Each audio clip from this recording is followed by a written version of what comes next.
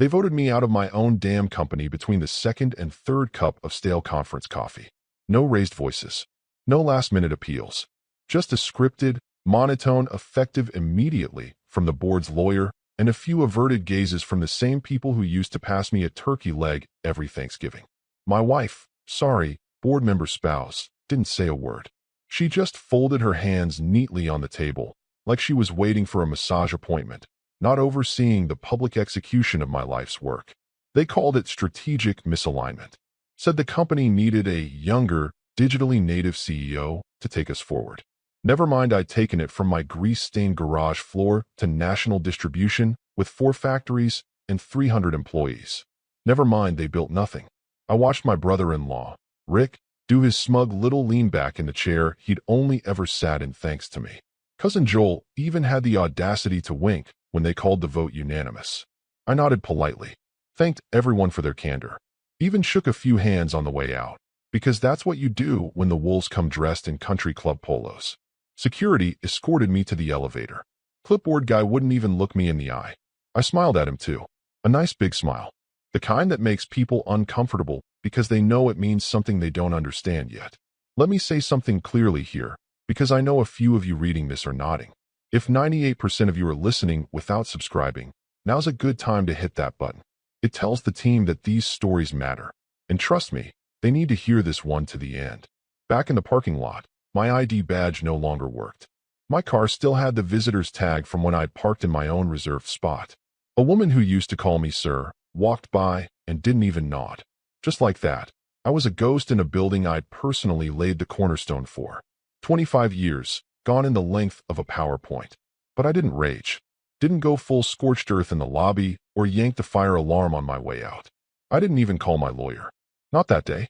Instead, I drove home, past the billboards with our logo, past the industrial park I helped build. No music, no calls, just the quiet hum of a man breathing through something dangerous. When I got home, the garage light was still on. Funny how no one had ever turned it off. That garage, small, damp, filled with my first ugly sketches and busted tools, looked more sacred now than any boardroom ever did. I stood in the doorway for a moment, staring at the folding table where I built the first prototype with my hands bleeding from a slipped torque wrench.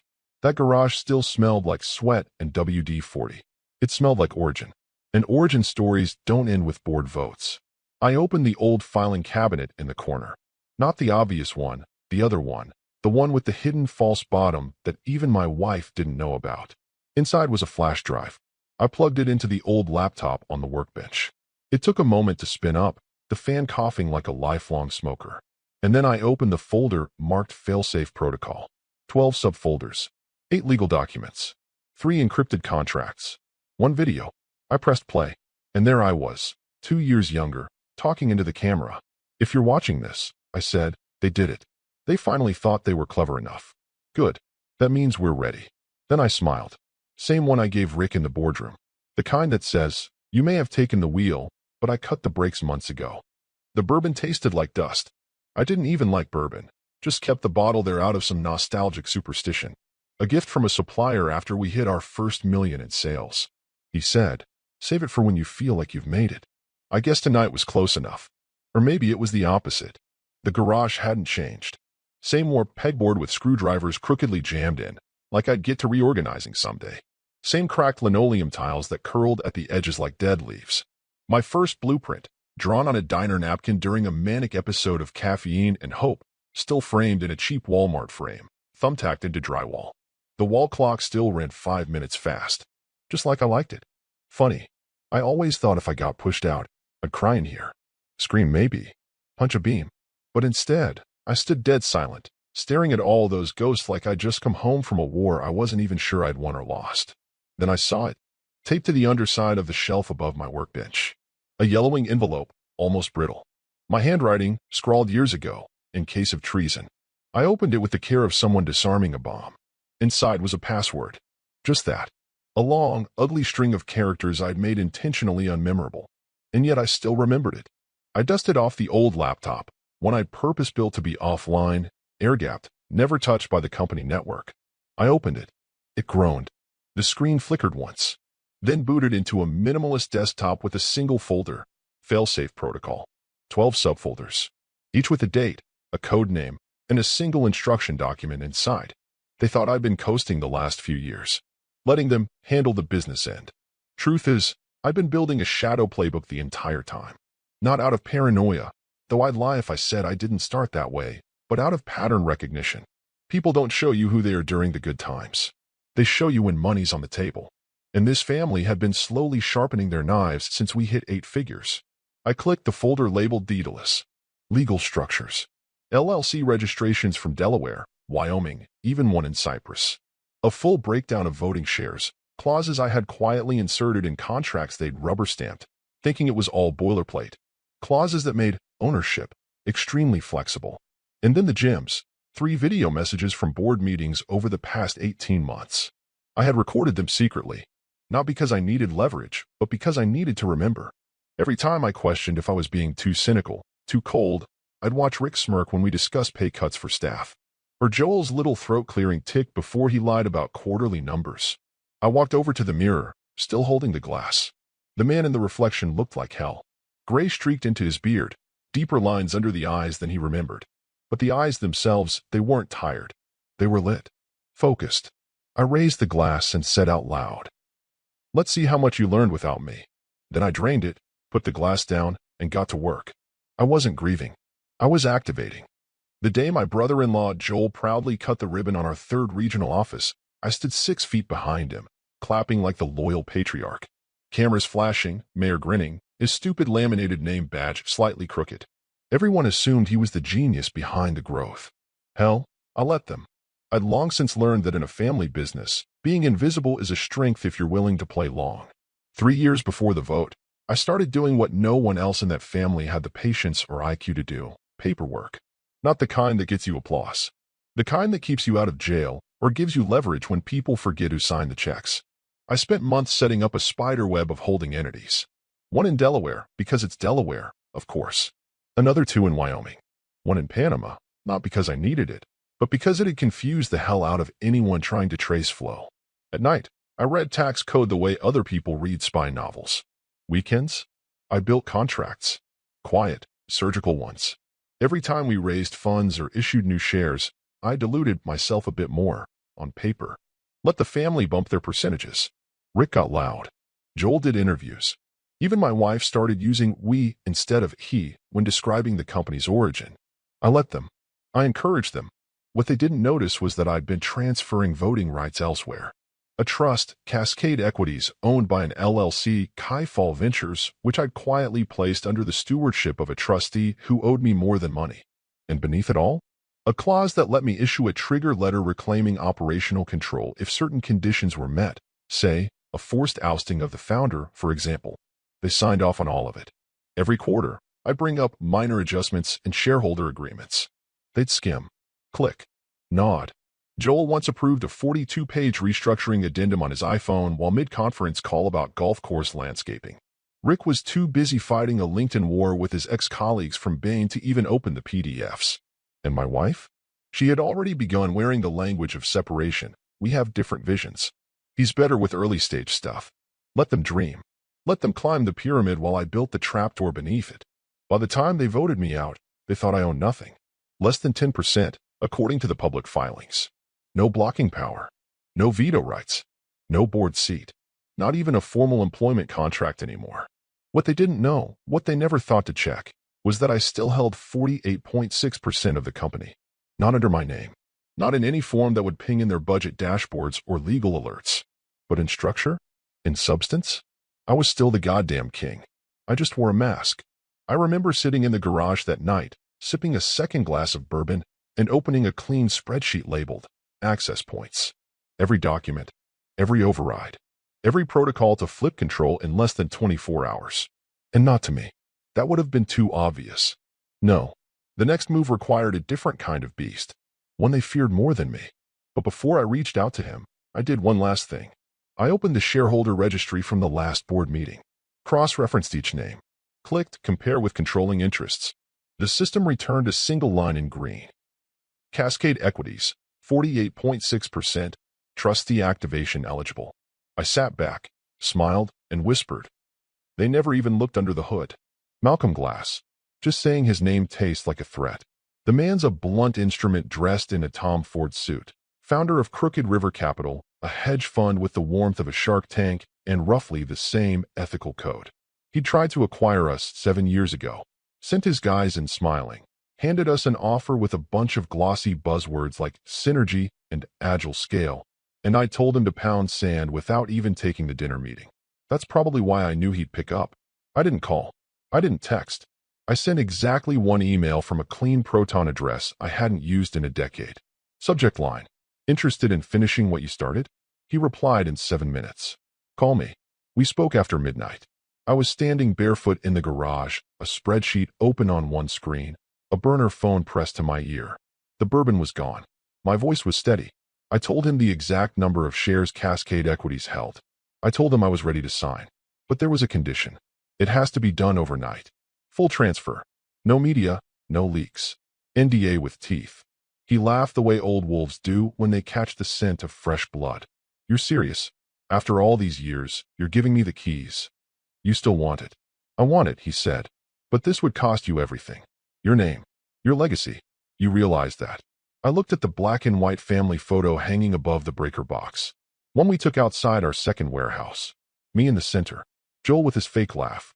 Rick holding a baby like it was a coffee mug. My wife looking at me like I was a stepping stone.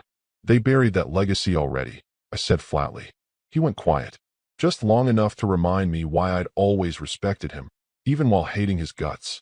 I'll need confirmation of control rights. Clean transfer docs. Trigger clause language. You'll have it in 3 hours. All time-stamped.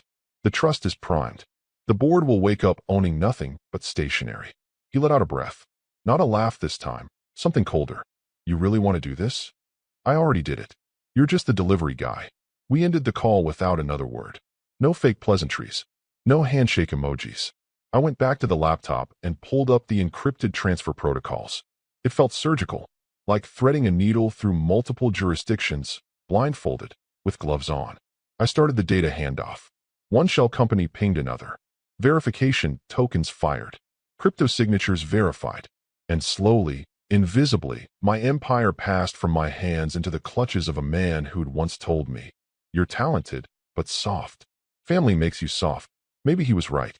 But what the family never understood, what none of them ever grasped, is that Malcolm Glass was never my enemy. He was my weapon. And tonight, I was pulling the pin. The elevator ride to the 23rd floor felt like descending into a vault rather than climbing up into an office. Midnight law firms don't hum with the chaos of daytime litigation. They whisper. The kind of whisper where every syllable could ruin someone's life, and often does. The receptionist was a single guy in his 20s with tired eyes and a badge that simply read Nathan. He barely glanced up as he buzzed me in. Down the hall, one office light glowed amber. Frosted glass, no plaques. Malcolm's guy had rented the place for 6 hours, short-term, off-books, zero digital footprint. No record this meeting ever happened unless you were holding the documents in your hands. And I was. Inside sat 3 men. One lawyer, one notary, one man from Crooked River Capital who introduced himself as Tobias and didn't shake hands. I liked him already. Everything was prearranged. Cascade Equities had issued the transfer directive earlier in the evening. All 48.6% of the firm's shares had been parsed, bundled, and reallocated.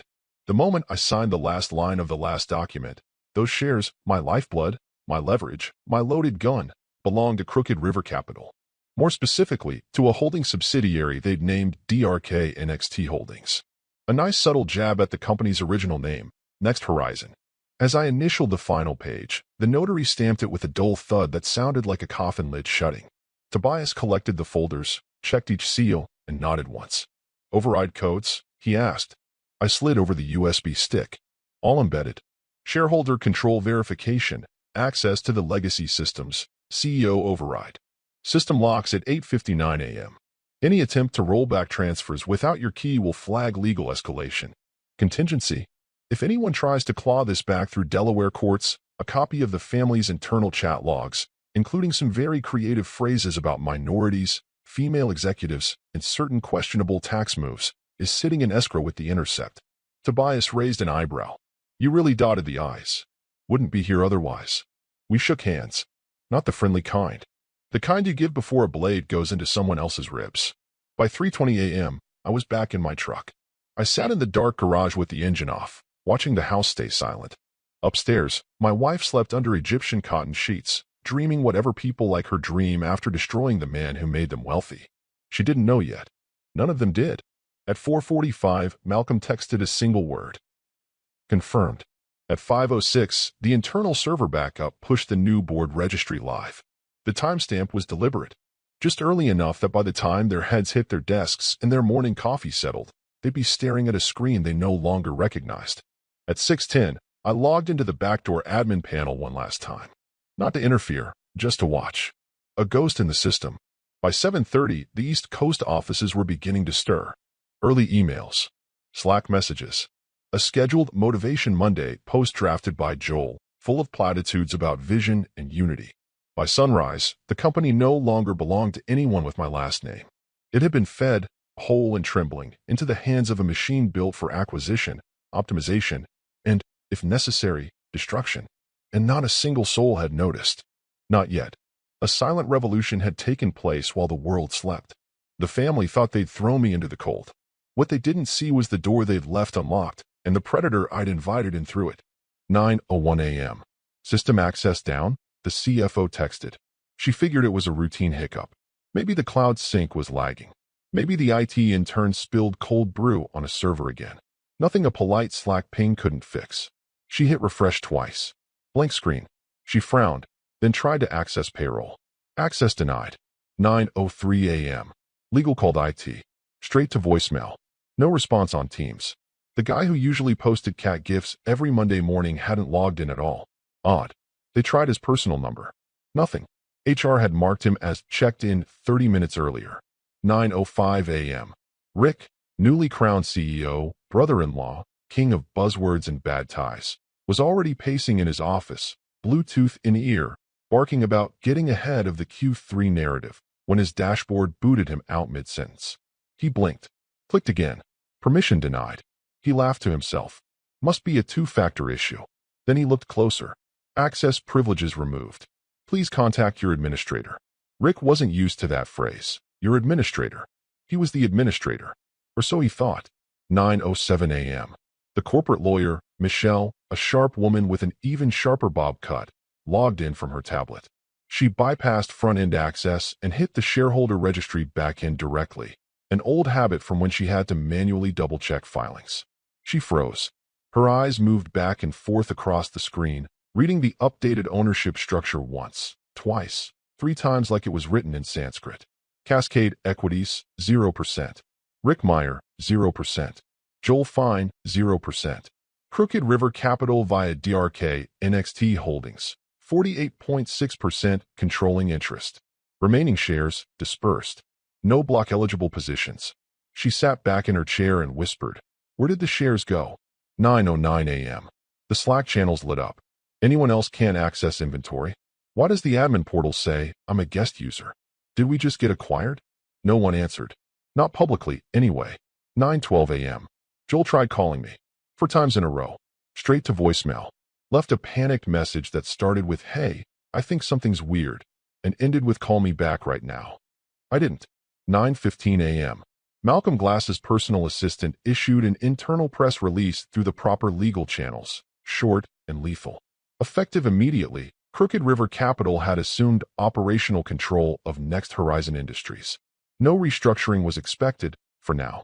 A transitional evaluation period would begin immediately under the oversight of DRK NXT Holdings. The document was dated, timestamped, backed by contracts they themselves had signed and had never once read. By 9:20, Rick's LinkedIn profile still read CEO. He stared at the words like they belonged to someone else. At 9:22, Joel threw a stapler across the boardroom. 9:26, my wife texted, "What did you do?" I didn't answer. I was already in the driveway, watching the sun break over the rooftops, sipping coffee from a mug that still had the company logo. I thought about throwing it, smashing it against the wall. But then again, it wasn't mine anymore. Neither was the company, and neither was theirs. 10:04 a.m. The emergency board meeting began with 6 people in the room and 12 kinds of panic in the air. No coffee, no catered muffins. Just a long polished table covered in paper printouts and half-open laptops, all flashing the same red lockout notifications. Rick sat at the head, pale and sweating through his Vision 2025 quarter zip, barking orders to no one who could fix anything. Joel kept pacing, muttering, "This is a breach. This is fraud. This is illegal." Michelle, the lawyer, said nothing. Her eyes were locked on her tablet. Scrolling through PDFs, she couldn't believe she had drafted herself. Legal restructuring documents. Signed. Notarized. Perfectly executed. 2 years old. All of it bearing their names. At 10:11, the main monitor flickered to life. Malcolm Glass. He didn't bother with a background blur. You could see the skyline behind him. New York, of course, and the soft hiss of a high-rise air filter in the background. He wore a black button-down, no tie. Just enough to look professional while exuding full, arrogant command. A man who didn't need to posture anymore. "Gentlemen," he began, voice as smooth as it was venomous. "I'm pleased to finally be attending a board meeting of Next Horizon. I look forward to running this company better than you ever did." Silence. Rick tried to open his mouth, but Malcolm raised a single finger like a priest giving last rites. "You don't speak now. You listen." Joel slammed his fist against the table. "You can't just walk in and—" "I didn't walk in, Joel," Malcolm interrupted, eyes gleaming. "You opened the door. Years ago, in fact. I just had to wait until you were stupid enough to push out the only man who ever knew where the foundation was laid." Michelle cleared her throat. "These documents, this transfer, this can't possibly hold. It's bad faith. There was no transparency." Malcolm tilted his head. "Transparency? You mean the same way you transparently buried an illegal board vote inside a quarterly alignment session? Or how you redlined out founder protections in the bylaws while pretending to streamline governance?" He leaned forward slightly. His voice dropped into something quieter. "Hungrier. You signed off on the restructuring 2 years ago. It's airtight. I should know. I paid your firm to audit it back then. You didn't even notice." Rick finally lost it. "You think you can just steal the company? We'll sue you into the ground. We'll get injunctions, freeze orders. Hell, we'll bring in the feds." Malcolm didn't blink. "And I'll countersue you into bankruptcy. See, that's the difference between me and your little country club coup. I planned this." He turned slightly, typing something off-screen. A few seconds later, their monitors updated again. A formal notice of new board composition. Malcolm as chairman. 3 Crooked River executives listed as majority voting members. Rick's name? Gone. Joel. Pending transition review. My wife. Reduced to non-voting advisory capacity. The silence after that was thick enough to strangle. Michelle finally muttered. "This was a trap." "No." Malcolm corrected her, calm and precise. "This was a will reading. And you just found out Daddy left it all to someone else." He ended the call. The screen went black. No one spoke. Rick slumped into the chair like a deflated parade balloon. Joel stared at the polished surface of the table as if it might offer him a portal out of this nightmare. Michelle closed her laptop slowly. "This isn't recoverable," she said, almost to herself. "They laid the landmines under our feet 2 years ago. We just danced right over them." Outside, the office phones began to ring. Not the usual chirps. These were long, slow, deliberate rings. Shareholders. Press. Banks. By 10:30, the walls were closing in. And somewhere, not far from that room, I was sitting in silence. Listening. Watching. Drinking coffee from a chipped mug. The kind you keep after a funeral. She showed up just after 9 p.m., headlights sweeping across the driveway like searchlights. I didn't move. Just watched from the living room window, still in the same shirt I'd worn while finalizing the asset control protocols. It smelled faintly of old bourbon and printer ink. She hesitated before getting out of the car. Still wore the same cream blazer from the board meeting. Wrinkled now. Hair pulled back, but strands falling loose, like her armor was failing, piece by piece. She climbed the steps like they were heavier than she remembered. I opened the door before she could knock. For a long second, she didn't say anything. Just stared at me like I was some artifact unearthed from a time capsule. I didn't offer a smile. Didn't offer her inside. Just stood there, one hand on the frame, letting the night do the talking. "You planned this," she said finally. No accusation in her voice. No bite. Just a quiet realization unraveling in real time. I looked at her. "You voted yes." Her breath caught. Just a small hitch, barely noticeable. But I noticed. She stepped closer. "I didn't know they'd. Rick told me it was just temporary. A restructure." I thought you'd be brought back after I learned my lesson, I said, with a flick of sarcasm so sharp it cut the air between us. She winced, and for a moment I saw the cracks in her foundation. Not guilt, not remorse, confusion, as if she couldn't quite compute that someone she underestimated could still surprise her. I gave 30 years to that company, I said, quieter now. Build it with my hands while you all rebranded it into your cocktail party talking point. She looked down at her shoes, whispered, I never wanted it to go this far. I leaned against the doorframe. You didn't want it to go this far, or you didn't think I could? That landed. I saw it. She tried to find something in her bag of tricks, empathy, maybe. Memory. We built a life together. Do you remember the nights in the first office? On that futon, when we didn't even have payroll covered and we'd eat tuna out of cans and write invoices by hand? I finished. Yeah, I remember. I remember doing that while you were texting your brothers about selling me out to venture capital 2 years later. Now she looked up, eyes wet. It wasn't like that. You were becoming isolated, paranoid. You didn't trust anyone because you were giving me reasons not to. She stepped forward again. So this is revenge? You torched the family just to prove a point. No, I said. This isn't revenge. This is consequence. And then she broke. Tears came. Real ones, maybe. Maybe not. Her voice cracked. You think I don't care? That this didn't hurt me? I lost everything today. I looked her dead in the eye. You lost something you never earned. That was the moment. The instant her face hardened. Like glass turning to stone. Guilt had failed, so now came the second act, fury. You always needed to be the hero, she snapped. You couldn't handle not being the center of gravity. That's what this is. But I didn't respond. I didn't argue. I didn't explain. I just let the silence stretch until it snapped. And then, without another word, I closed the door. She stood there for a few more seconds, maybe waiting for the handle to turn. It didn't. Behind the door, I leaned against the wall. Not in relief. Not in pain. Just stillness. This was never just a business play.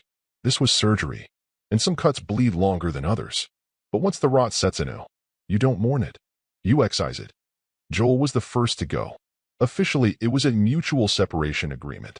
Unofficially, it was Malcolm handing him a one-sentence ultimatum in the middle of a Wednesday. Resign quietly, or we open the books on your discretionary spending.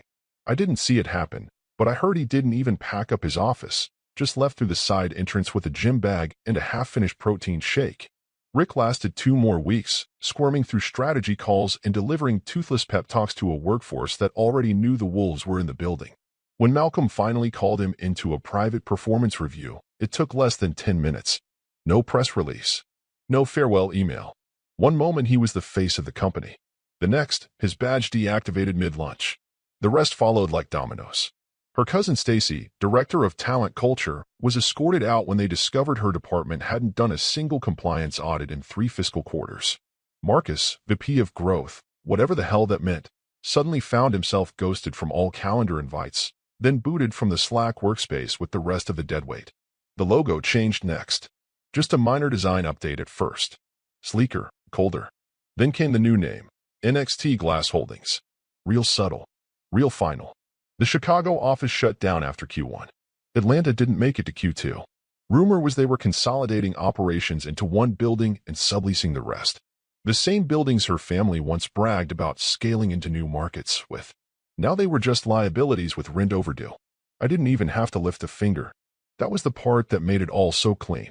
I'd already passed the torch technically, legally, morally. Malcolm ran the show now. And when you put a hammer in a shark's hand, you don't have to tell him where to swing. I just watched from the outside. Heard whispers. Joel's second mortgage? Foreclosed. Rick's startup venture? Quietly dissolved after 2 angel investors pulled out within days of the acquisition going public. Cousin Stacy? Rebranding herself on LinkedIn as a wellness and leadership consultant. One of those bios that screams desperation wrapped in affirmations. My wife, my estranged wife, filed for separation 3 weeks after the dust settled. Not for love, not for truth. For distance. She thought if she got far enough away from the blast radius, her professional credibility might survive. She even pitched herself to a nonprofit. Got politely declined. No one wanted the stink of it on them. Meanwhile, I spent my days fishing, reading, rewiring the garage into a personal lab. Even bought myself a ridiculous espresso machine just because I never let myself have one when I was CEO. It hissed like a dragon and steamed milk like a locomotive. I named it Joel. Sometimes, people in the industry reached out. A cautious, just checking in, or heard you step down. Any plans? I thanked them. Said I was resting.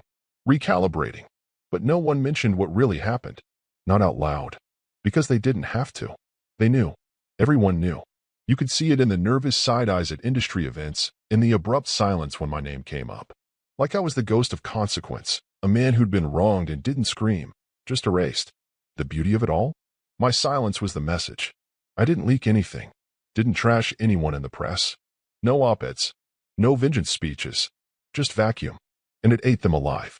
Because when you betray a builder, and he burns the blueprint before walking away, you're not left with nothing. You're left with what you built. And if it turns out you never build a damn thing, then all you really have is what you can sell. The ballroom was flooded with the usual suspects. Venture capital clingers, PR slick founders, startup mascots in sneakers pretending to be billionaires. A jazz trio noodled in the corner like they were being paid not to be noticed. I stood near the edge of the bar, sipping a drink I didn't like but couldn't name, watching the crowd try to remember who they were without their LinkedIn titles. 6 weeks since the transfer. 6 weeks since I set a quiet fire that no one could put out. And for the first time in years, I didn't need to shake hands. I didn't need to pitch. I didn't need to matter. I'd already done what I came to do. I was halfway through my drink when I saw him. Michelle's boss. Led counsel for the family board. The same man who drafted the vote that forced me out. Now wearing a tux 2 sizes too tight and a panic sweat too thin to hide. His eyes locked on mine like a deer spotting the edge of a cliff mid-sprint. He stumbled over. No intro. No hello. Just the look of a man haunted by the math that didn't add up. You sold to Glass? I let the question hang in the air. Then I sipped my drink. One slow, deliberate motion. And I said it. Quiet enough for just him to hear. At 9 a.m., I smiled. His face drained like someone had pulled the plug on his circulatory system. Sheet white. Jaw slack. The lights in the ballroom danced behind him while he stood there frozen, like the ghost of a man who realized the grave had been dug years before he ever picked up a shovel. I walked away without waiting for a response. Some revenge is loud. It bellows, it shouts, it demands attention. But the most effective kind? It's silent, strategic, and absolutely irreversible. What I love about this story isn't the revenge itself, it's how it was done. This was a man who didn't beg, didn't lash out, didn't even yell. He just watched, waited, and pulled a single, silent thread that unraveled everyone who underestimated him. There's something deeply satisfying in that kind of restraint, and terrifying, too.